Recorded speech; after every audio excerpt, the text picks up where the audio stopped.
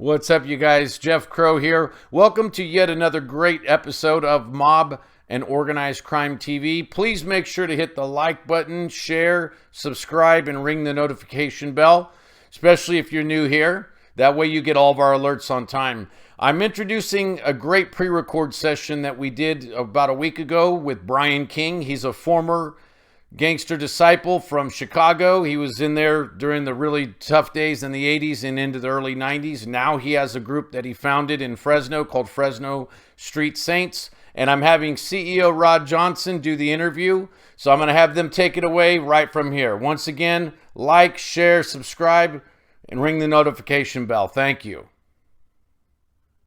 Thank you, JC. Thank you, man. You know, this is a special episode, man, and I'm a host by myself. This show is kind of special to me, man, because this brother that I'm about to interview, he's my mentor, man, and he have a very unique story to tell y'all. Like I said, man, it's been a long time coming, man. Welcome to the show, Big King. Hey, Rod. How you doing, man? Man, I'm doing good, bro. Just tell the people a little bit about your story, man, where you come from, and how did you make it here to Fresno? Man, I'm from Chicago. Grew up on the South Side. Yeah, I see that in the background, the South Side. Yeah, man. That was it, man. Stayed there for 33 years. You know, born and raised, family there, everybody. You know, got out here in California in '93. Had a buddy that was out here in Fresno that played basketball for the same high school I went to, and so he got a scholarship in '79 to come out here, and he was asking me to come out here ever since then. But back then, I was caught up, man. You know, I was in the gangs and all that type of stuff. You know what I'm saying? And it just wasn't time for me to make that type of move yet. You know. And so Chicago was my life. You know. Yes. Let me ask you a question though, bro. When you say you was caught up, what do you mean by caught up, man? Because a lot of people be watching the show, they probably don't know what that means. Yeah, I was GDing, man. You know, Okay, I was part of them boys, man. Had jumped off the porch early, 1969. I was 8 years old. Come out abusive relationship with my dad, beating on my mama, and you know, we out in the hood, so we got to fight, go to the playground, go to school, go to the store, and now here it is in the house. We got to fight to keep mama safe, and so. If it wasn't coming from outside, it ain't coming from inside, I got to figure some of this out, man. So I seen the homies over there, man, and nobody touched them, you know what I'm saying? They was before GDs, and it was just disciples, you know, and King David was the king at that time. And so I went and I joined with them guys. Okay. You know, and I was 8, you know, and it probably was one of the worst mistakes I ever made in my life, but how you gonna, you know, the mentality of an 8-year-old boy, you know, what type of chance do I stand? You know? Yeah. Like I said, the topic of the show, man, is life after gangs, man. Like I say, he said, you know, he got off the porch at a young age, man. Just tell me a little bit about the disciples, the GDs, you know, in your era compared to the era now. And so you ain't gonna get no great interview from me about that because we were under structure. Yes, sir. Laws and policies. And the first one I give you is SS, silence is secrecy. So I'm still hold true to a lot of those principles, man. And so I won't divulge nothing about the nation because I was brought up that way. I'll tell you that we were structured. You know. We had a structure, and we had to abide by that structure. You know, today I don't think that structure even exists.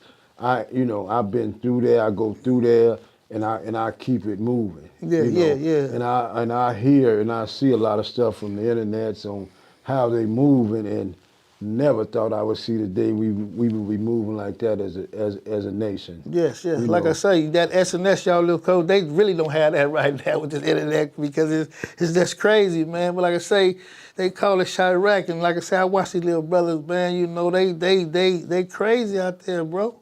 Yeah, I think I don't know if they is crazy as much as they misguided, man. Yes. What has happened is they have adopted the ideology of making abnormal normal. And so I know that they really speak about not having no OGs. And that was a no-no with us. Man, exactly. You had to respect the G's, man. Yeah, I mean, they taught us how to live, how to move, how to hustle, how to, you name it, they taught us how to do it. It may have been wrong, but that's all they knew at that time, and that's what we knew, and that's what it was. In Rome, you do as the Romans do. And so they for what the role they played, I'm still here right now. Yes, sir. Yes, sir. At 63 years old. Exactly. And so I think that the youngsters, the thing that I see where they're messing up at, though, where they may regret that, because if God prevent and allow them to get older, you didn't put out an ideology that ain't no OG. So what are the youngsters under them gonna adopt? They have nothing.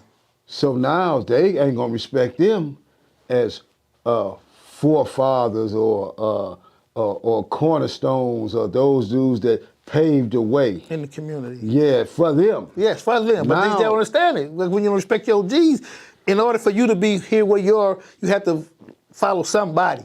Well, that's what they putting out now. Ain't no OGs, and I hear that a lot. And I cringe because I still honor some of the OGs that's around. Man, yes, sir. That was there when I was there. You know what I'm saying? Man, I still respect my OGs, man, and from my neighborhood. Like I said, I grew up in the 30s, Harlem Crib.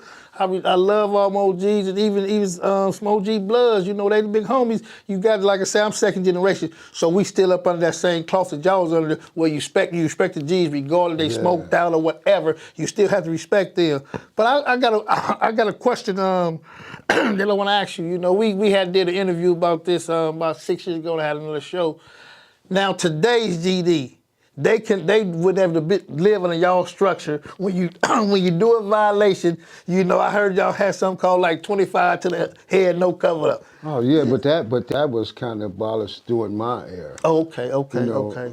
It came down that, hey man, you better not hit no more the old man's people, the old man folks. Okay. Forgive the people, please, but the old man's folks. So that got out there with us. There were, all sorts of different things. If you got outside of those guidelines, but you have to make decisions on when you in the business, because we wasn't a gang. Exactly. So, that's exactly what I was going to say, bro. I'm not trying to cut you off. That's what I was going to say. Like the Crips and Bloods, LA, that's a gang. But in Chicago, the GDs and the Vice Lord, that's like an organization. And when I was in federal prison, that couple of guys was telling me about that, man. That we have a structure. We have kings, lieutenants, dons, and you have a guy up under that really run like the mob. Yeah. Basically, y'all was an organization, growth and development, GD, nations. Y'all was a mob type organization, ran like that. Well, that was then, but then Larry came with another concept about growth and development. Yes. They went to a political wing, and it really had an opportunity to begin to move the needle on these underserved communities. You see what happened after he did that. They came in and did what they had to do. Yes, sir, man. Gotta free the chief, man. Bring Larry home, man. Bring that brother home, man. Yes, sir. Bring him home, man. He deserved to be home, man. 1,000%. 1,000%, man. 1,000%. So like I say, Chicago is a different city when you move to Fresno. Like I say, you came in the early 90s, man. Just tell the people, about the organization that you had back in the day, that, I'm gonna elaborate, But I want to just say this first, man. Like I say, when I started the show, man, this brother, man, I met Brian in 1996 when I came home from federal prison. Like I say, he came to Fresno in, 92, 93? 93, 3 years before I got home. And when I met him in my Uncle Church, man, and, I told him my story. And at that time, y'all had Kids in Crisis. Organization, I guess, originated from Chicago, correct? Yeah. It didn't. Well, what happened? Me and Razor, we had a mentor like you, you used me as named Earl Williams, who started Williams Youth Service, who began to allow us to cut our teeth. Yes. In nonprofits. And so when we got here and we say, man, this is an anchor. We gonna drop an anchor here, But what do we know? We know GD. That's gonna get us 100 years or 6 feet under. Yes, sir. Yes, sir. But we Yeah. also knew what Mr. Williams showed us, him and Lisa, R.I.P. Lisa, who also showed us the youth service part of it. Yes, yes, And yes, so yes. we say, let's take a swing at this because this outside of GD and this is all we know. And so me and Razor, my buddy Anthony, my brother, still today, Man, loving, yes, sir. 50 plus year relationship, you know, we said we take a swing at it. Yes. And so we started Kids in Crisis and we ran into you and Yes. we had to begin to learn what we didn't know. Yes, yes, You know, yes, you yes, talking about yes. forming an organization, man. You know, then people go to saying you need to put infrastructure in it, Yeah. you need to put sustainability, you need to, and I'm like, what the heck is that? You know what I'm saying? And so it was what we have been learning all the time through growth and development, Yes. creating the infrastructure and some sustainability. And so we tried it, and because we were new and young and really didn't know, it imploded on us. Yes, yes, yes. And yes. so we began to go do our homework and learn more and more about how to create 501c3s. And so a few years later, you know, Ant went on to do some great stuff at EOC, and I decided to try my hand at another nonprofit. And so I came to some pastors and said, man, what would happen? Because we had became Christians by then. Yes, sir. Yes, You sir. know, Yes, and sir. we were Yes, sir. working in and out the church. And I went to some pastors and said, what would happen if we made a 20-year commitment to create an organization that would belong and stay in the city? Because I was seeing a lot of organizations come in and go. Yes, sir. Yes, sir. Yes, sir. They Yes, would sir. get some grants that would be capacity building grants. So when you get a capacity building grant, I'm giving you $300,000 over the next 3 years to build something. Yes. But if you don't build, Yes. it just don't build. So a lot of that was coming in and out. So we said, we had a bright idea because a good friend of mine, Reed Carpenter, told me him and some guys made a 20-year commitment to make Pittsburgh, Pennsylvania, as famous for God as it was for steel. Yes. So I went to the pastor and said, what if we made the same type of 20-year commitment to create an organization that will stay long and be here long after we gone? Yes, sir. So I did the 20 years, and now I retired. Yes, sir. Yes, You know, sir. but yes, we sir. took we had $11 when we started. Yes, sir. Yes, now sir. it's over $1 million a year organization. Yes, sir. Yes, sir. Like I said, you know, when I was in federal prison, that's where I grew up at and learned about the nonprofit business, stuff like that. And like I say, man, for y'all don't know, man, me and my mentor right here, Brian King, we made history right here in Fresno, man. It's documented September the 7th, 1996, the day that Tupac was killed in Vegas, man. We was right here in Fresno, California, bringing all together, bringing all the gangs, all nationalities for a day of peace, man. We was awarded a proclamation, man. So we have that as being the first two in Fresno, man, to bring the organizations together for a day of peace. It was a beautiful event, man. They still talk about it today, bro. Your second organization was called Fresno Street Saints, correct? Yeah, but I think that in that deal that we did, we done more than just bring all the gang guys. Oh, yes, together. yes, yes. We had the nation working with the police, doing Yes. security. Yes. We had the families. We fed. We did everything. Yes, we had a community. Yes, yes, yes. You yes. know, the gangs was there for sure, but we had a community, and we seen men really stepping up to protect and honor and nurture their community. So I really loved it for that piece of it. Yes, too. man. I just want to give a shout out, man. She passed away, a lady named Yeah. Queen D, Queen man. D, yes, Queen sir. D, she Queen was D, there, man. yeah. Johnny, Daryl Nellam. You Yeah. know, everybody, you know, like I said, it was my dream when I came home from prison, you know, to give back, man. And by the grace of God, man, I met you at my uncle's church because when I got out of federal prison, 96, right here in Fresno, a lot of these guys, they were still caught up. You feel me? And when I say caught up, man, you know, some of them still selling crack, some of them selling drugs, but they didn't know about corporate America, just they didn't know where to go. And then when I came, you know, I told a few people in Fresno, they was like, oh, Dick, you crazy. That's that penitentiary shit. I'm like, well, how's the penitentiary shit? You never been to the penitentiary. I was in federal prison.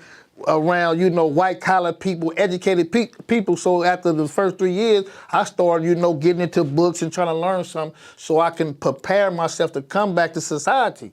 And then like I said, I want to give a shout out, he from the south side of Chicago, my partner Pookie Slim. Like I say, he was in federal prison with me, and he the person told me, like, he called me Lil Pimp though. He like, Lil Pimp, what you gonna do when you get out of prison? I was like, Pops, I really don't know. He's like, you can't sell crack no more. They gonna give your ass 600 months. And you gonna be an old man when you come home. So he was like, get into the books, man. And start doing, your research about the nonprofit stuff. And I did that, but I was kind of lost really until I ran into you, big bro. And like I said, I just want to thank you. I thank you every day. But you really guided me. That's why you're my mentor. You feel me? Yeah, praise God. Yeah. Deke, the homies that was here, they, and the homies all over. Fresno, South Side, Chicago, West Side, LA, we know what we know. And a lot of that stuff is survival skills, man. Yes. That's been passed down generation after generation after generation. I was groomed to be who I was. Yes.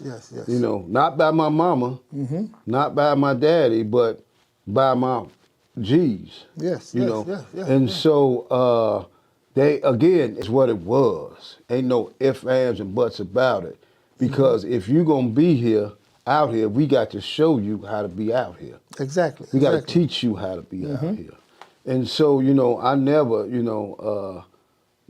what it is. It is what it is. Around, when you talk about the inner city of our nation, the fabric of what we, and the ideologies that we grow on, it's survival, bro. Yes. Man. It's survival, man. As a black man, you gotta learn to survive in America, man.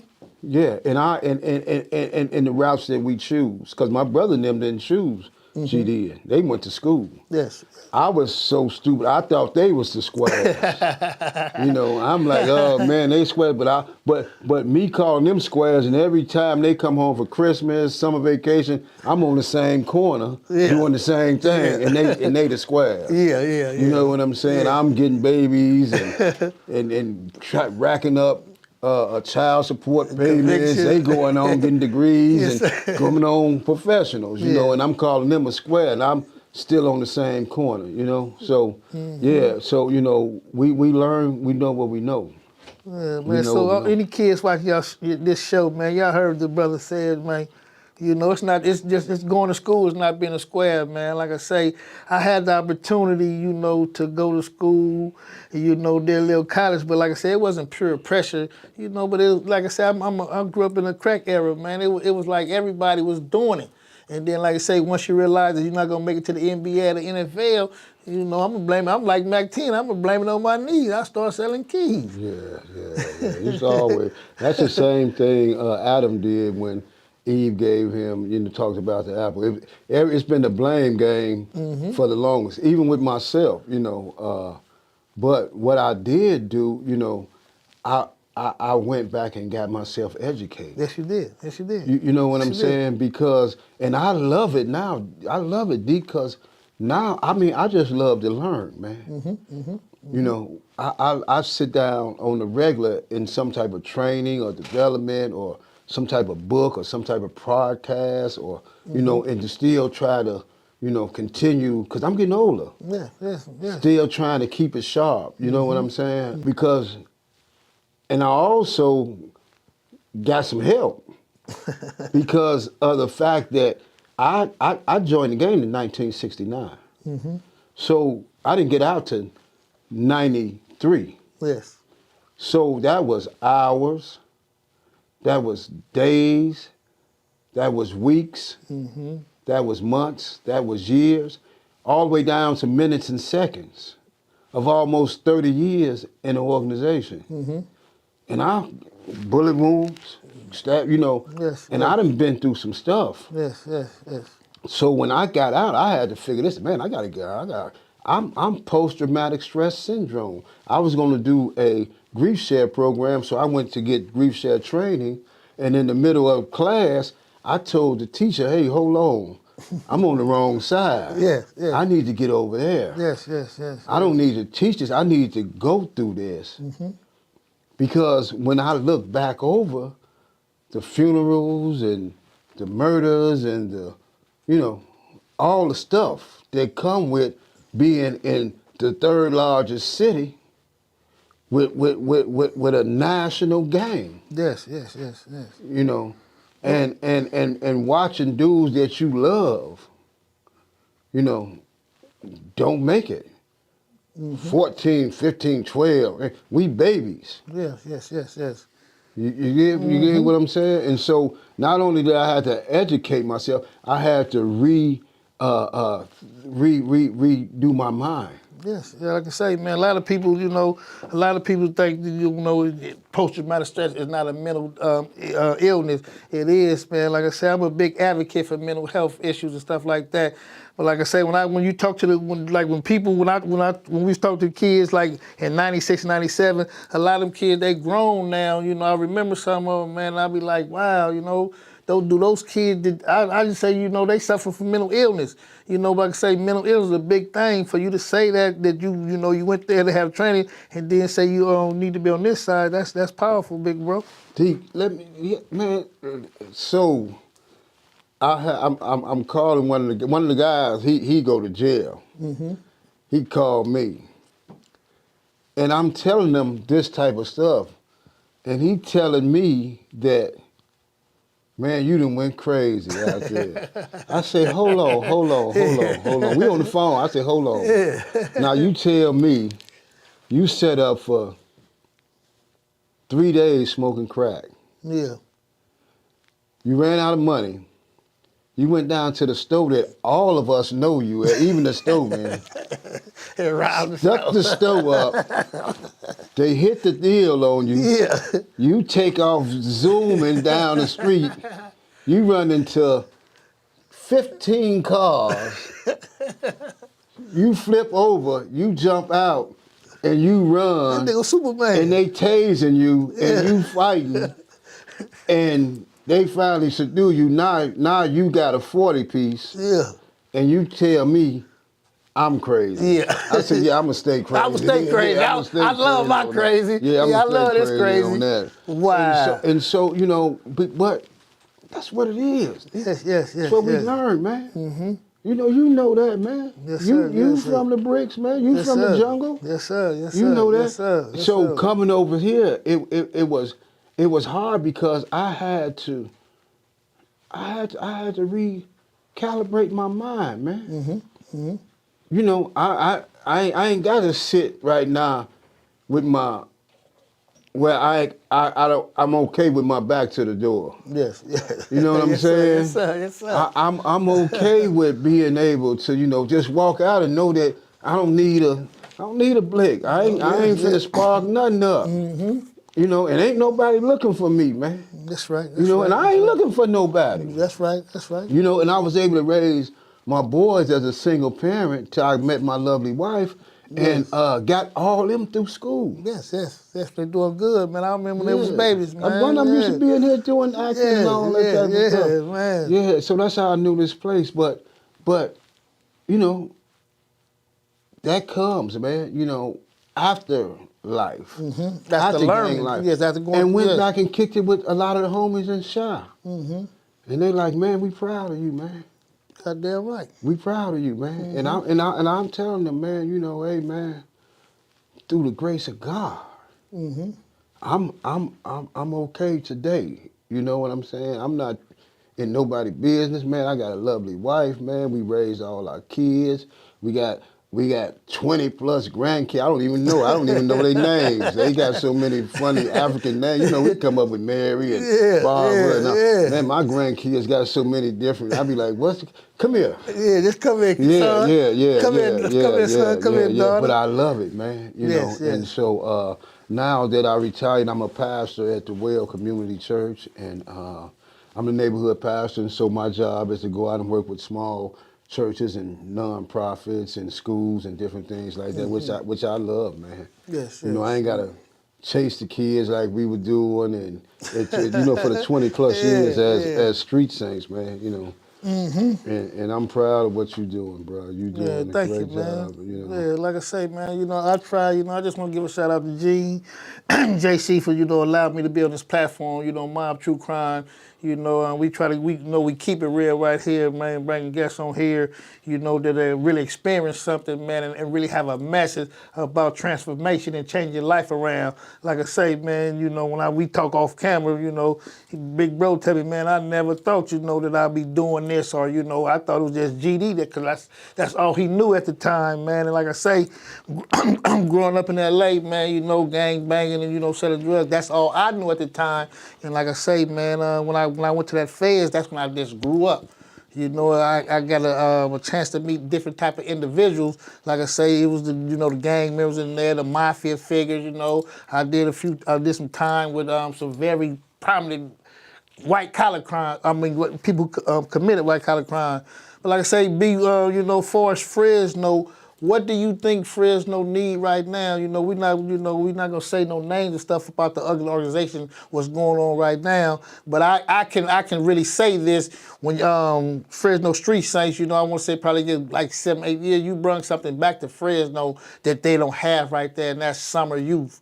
How do, say if I wanted to start an organization, how would I go by trying to bring summer youth back? Because I think that's what the kids need, because when we grew up, I had a job right here in Fresno in the summertime. They don't have that anymore, and you brought that back. Yeah, I think they got it. I think they got it. Okay. I think we started that trend back, and people start saying, "Oh, I see." Because I mean, when you come to our centers, we got 90 plus kids that's working with 90 plus high school and college kids that's working with almost 300 elementary and junior high kids. And the mayor came in, and the chief of police came in, and the supervisors came in and spoke. The presidents of Fresno State came in and spoke, and like, man, this is that. Yes. And so people heard and asked us, and so it's kind of spreading out now. Okay. Okay. But I think what Fresno, when you say what Fresno needs, what we all need to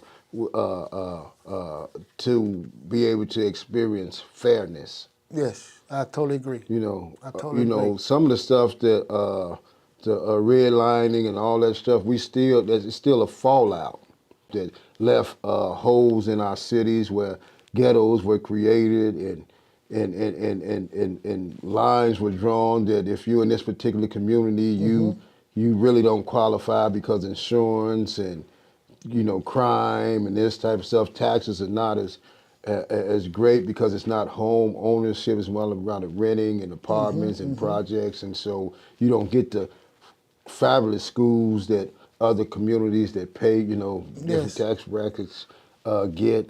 We don't get this. But if we can begin to educate ourselves and develop ourselves into another way of thinking, I think that we can get it.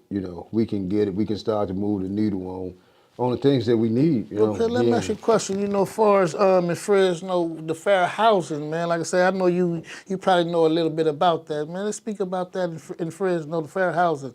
Well, I don't. You got to get Weeds up here. Oh, okay. Weeds work for fair housing. Okay. He can Yes, talk sir. rings around me with that. Yes. What I know is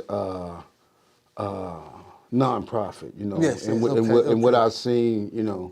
How I've seen the needle move, not just here, but throughout the nation, being part of Leadership Foundations of America, being on the governor's task force for eliminating poverty throughout the state of California, and just a few venues I've been on, or boards that I might sit on now and going to sit on, I glean from them what we need to do, after doing so much different research, asset mapping, drill down theories on what's causing this, finding out where the brownfields at so you can't even really develop. All that type of stuff, man, is what I've learned and trying to figure out how do we get rid of some of that stuff and move the needle to where grandmothers that's taking care of their kids can have a better chance, kids can have a better chance, we can have better education and other things that we need to compete. Yes. Like I say, Fresno's was a little tricky city, man. But another question I want to ask you, B, You know, far as like I know, like I said, I resort back to the Fresno Street Saints because you know I stayed in the office when I just come out here. You know, Yeah, a lot of times, you know, like it's the summertime, man. You know, and the murder rate goes up in the summertime for these little gangbangs out here. You know, what would be the message that you would tell these little brothers about, you know, killing each other? Oh man, you know, that's rough, deep, man. That is rough, man. You know, it just tears my heart out, and it tears our city heart out, man. Because nobody wins. This. Because you going to jail. Without a doubt. This is a different breed because you can snitch. Yeah, you gonna snitch on yourself on this shit. Back when we were coming up, they found guys in garbage cans. And got big guys in little garbage cans like that. You know what I'm saying? And so that was, so I don't even understand that part of it. You know what I'm saying? My only conviction came from not telling on somebody that I didn't even have nothing to do with. You know what I'm saying? But our heart, man, bleeds for these young, because once it's over, man. Both ways, that It's penitentiary over, or that man. death, it's over. And then you see families, man, and because we had an opportunity to do Families United, man, and I seen mothers, man, the month of the days that their kids was murdered, they began to go into a more Depression. Holidays, birthdays, the day, you know, and you see mothers, you know, just life being drawn out from around under them. And so if we can begin to understand and know, one of the things we're doing a marriage counseling. So we're encouraging marriage now. You know, because a lot of us didn't come from families like that. Our families were the gangs.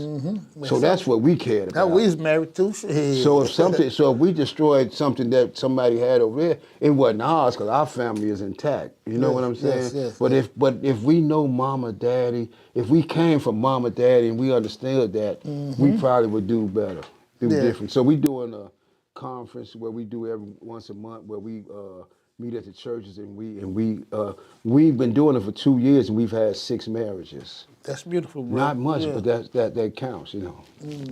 So I just, you know, my prayers that we can figure it out. I told you we have made abnormal normal in our neighborhoods. And so we got to get back to some normalcy, man. Yes. And like you said, all normalcy starts in the home, man. You know, like I say, you know, we come from broken homes and stuff, and then we seek the streets, man, for guys' education, stuff like that. So, like I say, man, the title of today's show was, man, Life After Gangs, man. I hope you got something from the story, man, because, like I say, when I met the brother in '96, man, we did what we did, man. And, we all have a story, you know, about life after gangs and stuff, man. You know, it's sad that some people, you just grew up in the neighborhood. You feel me? And then you can't say you not from that gang or something. I know in LA, you know, you can't say you're not in the gang, man. You know, but guilty by association. Yes, guilty by association. A lot of times, man, you know, like I say, I'm gonna say this, man. You know, about the gangs. I joined a gang in 1977. I was 10 years old, man. You know, and it's like, it was this era of the jump ins and stuff, but you know, I had to fight. I'd have to fight 30 niggas. I don't know what them kids doing now, but you know, I fought, man, his name Lamont Hughes, man, Shark, rest in peace. I was scared to fight Monster Ken, man, as my homeboy when I was a kid. So I fought this little dude named Victor, man. And you know, at the time, you know, being in gang at 10 years old, man, you know, I guess it was fun, but as you get older and understand gangs, and you know know what you had to do to really be a part of this gang, like I said, you locked in. You feel me? But it's a difference between a gang banger and a gang member. You know, I always consider myself a gang member, you know, because I never nobody, none of that, you know, none of that shit, man. So, you know, it's a difference, man. And I'm gonna bring my OG partner, Melvin Former, on the show, man. We're gonna get into that, man, the difference between gang member and a gang banger, man. Like I say, I thought everybody, man, who watching, make sure you hit that like, subscribe button, keep on following us. Thank you, bro. Yes, sir. Yes, sir.